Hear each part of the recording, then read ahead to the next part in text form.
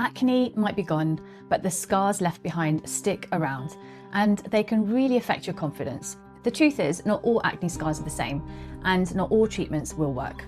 Today, I'll break down the exact steps I recommend to my own patients to help them treat acne scars at home, including the safest way to use microneedling, which ingredients make a real difference, and how long it actually takes to see change. I'm Dr. Sobana, a GP specialising in skin and aesthetics. Today we're tackling a topic I get asked about all the time: acne scars. If you're anything like me and struggled with acne, you know how frustrating those lingering marks and indentations can be. So I'm going to share the best and realistic evidence-based home treatments to help improve acne scars. We'll talk about the different types of acne scars, why creams alone can only do so much, and how a home microneedling can boost collagen to smooth your skin. I'll also cover the best topical ingredients and at-home treatments you may not have considered. So let's dive in. It's important to remember that not all acne scars are the same, and knowing your scar type helps set the right expectations for treatment. So there are different types of acne scars. There are ice pick scars. These are deep, narrow pits that go down into the skin, almost like tiny ice pick wounds. They're common on the cheeks and are usually the toughest to treat because they're so deep and narrow, and aggressive treatments may only provide gradual improvements. Boxcar scars. These are wide crater-like depressions with defined edges, often box-like in shape. These scars appear usually on the lower cheeks or jawline area. They respond better to collagen-stimulating treatments than ice picks do, but the sharper edges can make them more noticeable. Rolling scars. These cause broad depressions with sloping edges, making the skin surface look uneven and wavy. Rolling scars are usually more shallow, so they can show good improvements with consistent treatments that boost collagen. Hypertrophic scars and keloid scars. These are not like the other scars that I've discussed. These scars are raised lumps of scar tissue. They're less common on the face and more common on places like the chest and upper back, and these result from excess collagen formation. At-home microneedling treatments don't work for these scars, and you really need a combination treatment with injectable therapies, steroid injections, and usually laser treatments as well. And then you have post-inflammatory hyperpigmentation, PIH. This is the flat, dark or red spots left behind after pimples heals. The good news is these aren't true scars, they're just temporary pigmentation. With time and a consistent skincare routine, these scars can fade. So why does knowing the scar type matter? Because it influences what's realistic. For example, deep ice pick scars usually won't fully go away with any amount of creams or at-home treatments. They often need professional procedures. On the other hand, rolling scars or mild box scars might respond well to home treatments over time. And then PIH can often be treated at home with the right topical treatments. So identifying the actual type of scar really helps manage the approach of how you treat it. If you're like many of my patients, you've probably tried all the creams and serums that promise to get rid of scars. Topical treatments can help to a degree, but it's really limited, so we have to be realistic. For deep indented scars, creams alone are usually not enough to completely remodel the skin. An indented scar means there's been loss of collagen in that spot from acne damage. A cream can improve the skin surface. So for example, a retinol can boost some collagen production and smooth the top layer, but it won't reach deep enough to fill in a pit that extends into the dermis. Think of it this way: topical products can be great for smoothing texture, fading discoloration, and helping shallow scars. But severe scars often need a more intensive trigger to form new tissue, like needles or lasers. That said, I don't want to discourage you. Using good skincare absolutely helps and is important. We'll talk about the best ingredients in a moment. Just keep in mind that if you expect a dented ice pick scar to vanish with a cream alone, you may be disappointed. Combining topical treatments with other methods such as Sunakos and laser treatments will give you the best results. Also, a quick myth-busting note. You might see DIY remedies online, lemon juice, baking soda scrubs, you name it, claiming to fix scars. But be cautious with this because there's no scientific evidence that rubbing kitchen ingredients on scars will help. And in fact, it usually just causes irritation and worsens your skin problems. So one of the most effective treatments for indented acne scars is something called microneedling. And yes, you can do a gentle version of this at home. Microneedling, using a dermaroller or a stamper, involves using a device covered in tiny fine needles to create micropunctures in the skin. Now, poking tiny holes might sound a bit scary, but here's the logic. Those micro injuries stimulate your body's natural healing process, boosting collagen and elastin production in the skin. In plain terms, it's like tricking your skin into repairing itself and laying down fresh, new support tissue. This can gradually fill in and smooth out depressed scars from beneath. Skin specialists have used microneedling for years on acne scars. It won't do much for raised keloid scars, but it's very useful for pitted kind.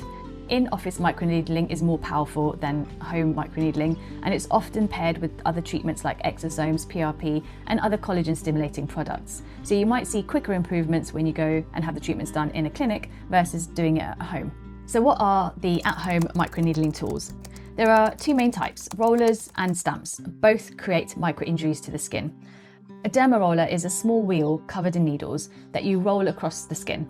A titanium dermaroller is an example of an affordable at-home roller with hundreds of tiny needles. It comes in various needle length sizes, but a good place to start is 0.5 millimeters, especially on the face.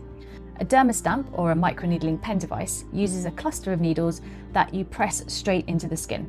The Banish stamp is a great at-home microneedling stamp device. It comes in different needle lengths, and you just press it directly into the skin, following different sections of your face. The needles are gold-plated and very fine, which helps reduce irritation and also takes advantage of gold's natural antimicrobial properties. Microneedling with needle lengths over 1 millimeter is often unnecessary and potentially counterproductive, because the average thickness of the facial skin is usually around 1.5 to 2 millimeters at most. Since the goal is to stimulate collagen production in the dermis, going deeper doesn't provide any additional benefit and may actually increase the risk of trauma, inflammation, and prolonged healing.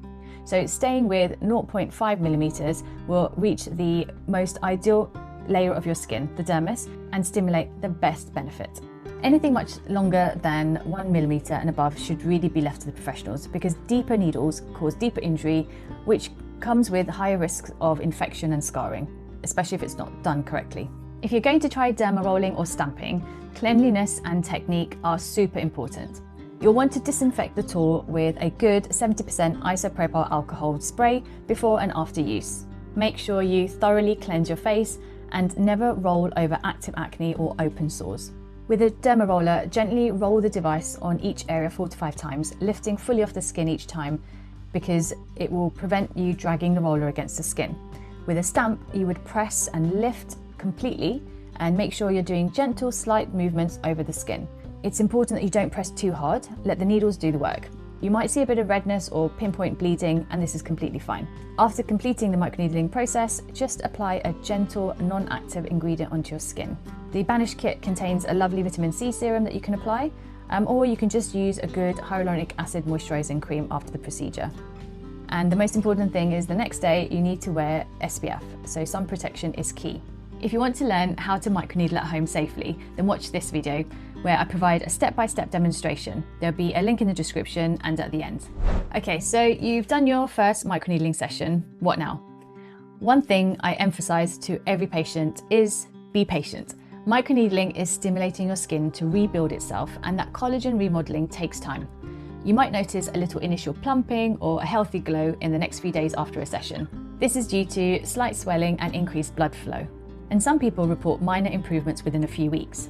However, for true scar reduction, meaning your indents filling in and skin texture smoothing, you're looking at several months of consistent treatment. Studies have found that new collagen synthesis can take about 3 to 6 months to fully mature. With at-home microneedling, you'll need to do multiple sessions over a longer period to see significant changes. And just to emphasize, more needling is not always better. Do not microneedle every day. This would just irritate and damage your skin. The tiny injuries need time to heal and recover. Typically at least once a week for 6 weeks, and then take a 6 weeks break just to allow your skin to rest and repair. In-office treatments might show faster results. For example, a series of professional microneedling with treatments like PRP or exosomes can yield visible improvements after just a few sessions. But at home, you need to be consistent and patient. Think of it like a workout routine for your skin. You won't have abs after one gym session, but keep it up, and month by month, you'll notice positive changes. Many people report that after 3 months, their scars start looking shallower, and it can improve even more at the 6 months and beyond as the collagen just keeps building. The good news is improvements from collagen are long lasting. Collagen can stick around for years. They're not 100% permanent because your skin will slowly age and we lose collagen with time. But the scars you heal should never go back to as bad as they were, especially if you maintain your results. And remember, 50% improvement in an acne scar is great success. Complete scar eradication is usually not possible without surgical methods, but a 50 to 70% improvement in depth and colour is realistic with a combination of treatments.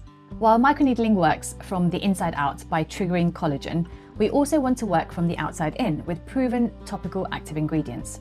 Using the right skincare alongside your microneedling can enhance your results, helping to fade discoloration, smooth texture, and even stimulate more collagen in a complementary way. So let's go over a few all-star ingredients that I often recommend for acne scars. Number 1, retinoids, so vitamin A derivatives. These are arguably the most powerful topical for remodeling skin. Retinoids like retinol, adapalene, they increase the rate of skin cell turnover and boost collagen production in deeper layers of the skin. They can gradually plump up indented scars by thickening the dermis with new collagen, and they help even out pigmentation by speeding up the fading of those brown or red post-acne marks. Retinoids are actually used to prevent acne too, so they often tackle the problem from multiple angles, preventing new breakouts, which means future scars are less likely. For example, I often suggest starting with over-the-counter retinol. A great product is the PCA Skin Retinol Treatment for sensitive skin. It's a gentle retinol formulated for those who might get irritation, so it's a nice entry point. It's effective but buffered with calming ingredients for nightly use. My tip is to start with a pea-sized amount at night, just 2 to 3 times a week, and then increase the frequency as your skin adjusts. Retinoids can cause some dryness or peeling, especially when you first start them, and that's quite normal. Just make sure you're using a good moisturizer after using it. Studies have shown retinoids can improve acne scarring and pigmentation over several months of use, so this product is a long-term player in your skincare routine. Number 2 is azelaic acid. It's an unsung hero for both acne and scars. It works as a gentle leave-on exfoliant, an anti-inflammatory, and tyrosinase inhibitor, meaning it helps lighten pigment. For acne scars, azelaic acid pulls double duty. It calms the redness and bumps from any active acne and helps fade discoloration. Early research shows it can also improve the appearance of indented scars with time. Now, it's not going to fill in a deep scar like microneedling can, but by reducing surrounding pigmentation and boosting skin turnover, scars can look less noticeable. Azelaic acid at 15 to 20%, which you can get over the counter, is very well tolerated. And it's one of the few actives safe even in pregnancy and for sensitive skin. You can also apply it twice a day if you need to. So consider adding azelaic acid cream or serum to a regime if hyperpigmentation or redness is a big concern. It's a slow worker but very reliable. Number 3 is niacinamide, vitamin B3. Niacinamide has become super popular in skincare and is literally in every product. It's a versatile ingredient and it helps with post-acne marks, inflammation and skin barrier repair. In the context of scars, niacinamide can significantly lighten dark spots and hyperpigmentation just after several weeks of use. It also improves overall skin texture. One thing I love about niacinamide is that it's gentle. Most people can use it twice a day without any issues, and it can actually reduce irritation from other stronger actives that you might be using in your skincare. If you're acne prone, it even helps regulate sebum, the oil production, and has anti-inflammatory effect, which means fewer breakouts and less red, angry skin. You will often find niacinamide in most serums. The most popular product is the ordinary 10% niacinamide with zinc. It's worth knowing that a 5% concentration is just as effective as a 10% concentration, so higher isn't always better. The last product is vitamin C. I'll briefly mention vitamin C ascorbic acid because it's great for pigmentation and collagen support. A vitamin C serum in your morning routine can protect your skin from free radical damage and help brighten dark spots over time. It also plays a role in collagen synthesis, so in theory it complements microneedling by providing the skin the tools to build new collagen. The Banish Kit I mentioned earlier includes a vitamin C serum. They call it the Banish oil, which includes vitamin C, E and ferulic acid. It's meant to be used straight after stamping. Vitamin C can be a bit finicky, it's quite an unstable product, but if your skin can tolerate it, it's a really nice addition, especially for post-inflammatory hyperpigmentation. You might be wondering, do I really need all of these products? And I just want to say, you definitely don't need everything. It really depends on your skin and what your skin needs are. A simple regime might be sufficient. So in the morning, using niacinamide serum with a moisturizer and then a sunscreen would be ideal. And then in the evening, using retinol or azelaic acid plus a moisturizer would be sufficient. If you're new to actives, always introduce one thing at a time. Give it 3 to 4 weeks to let it work and then add another ingredient. Because if you are having side effects or irritation, if you start everything in one go, you won't know which product is causing the problem. Before I move on to other at-home treatments, I need to emphasize a really important point. If you still have active, frequent breakouts, focus on treating the acne before you focus on treating the scars. I know it's hard because sometimes scars can be more bothersome to us than the actual pimples themselves. But if you're continuing to get new pimples every week and you jump into aggressive scar treatments, you're kind of fighting an uphill battle.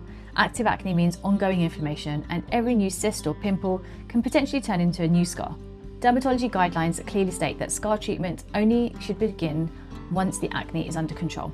I will always refuse to do scar treatment procedures on anyone in the middle of a bad acne flare-up because it's just a waste of time and waste of money. So managing acne might involve a combination of good cleansing routine, possibly topical medications such as retinoids, or even oral medications where it's appropriate, antibiotics, or even oral isotretinoin, which are great products to treat active acne. This video might be useful if you want to create a great routine to manage your acne. There's a link to it in the description and at the end. So we've covered microneedling and topical skincare, which are the main core treatments for acne and managing acne scarring. But before we wrap up, let's mention a couple of additional therapies you might consider to further improve acne scars at home. So there's LED light therapy. We've all seen the wonderful home LED masks all over social media. Early studies and anecdotal reports are promising. Using a red LED light device regularly can lead to smoother skin and faded scars over time. The great thing is that it's non-invasive and painless. No needles, no chemicals. Consistency is key though. So for example, you might want to do 10 minutes a day with the red light mask, and it can take up to 8 to 12 weeks to notice any improvements. I see LED mask therapy as a supportive therapy, not to be used by itself to treat deep scars because it won't make any difference. It really is important to add this on with your microneedling and your topical actives. The next thing you can try is silicone gel sheets or scar gels. These are well-established treatments for scars, especially for hypertrophic scars.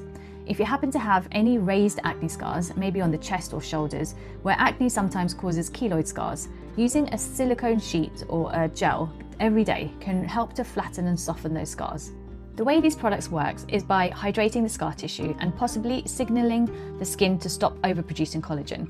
There's solid evidence that silicone improves the colour and elasticity of scars and can reduce the height over a few months of use.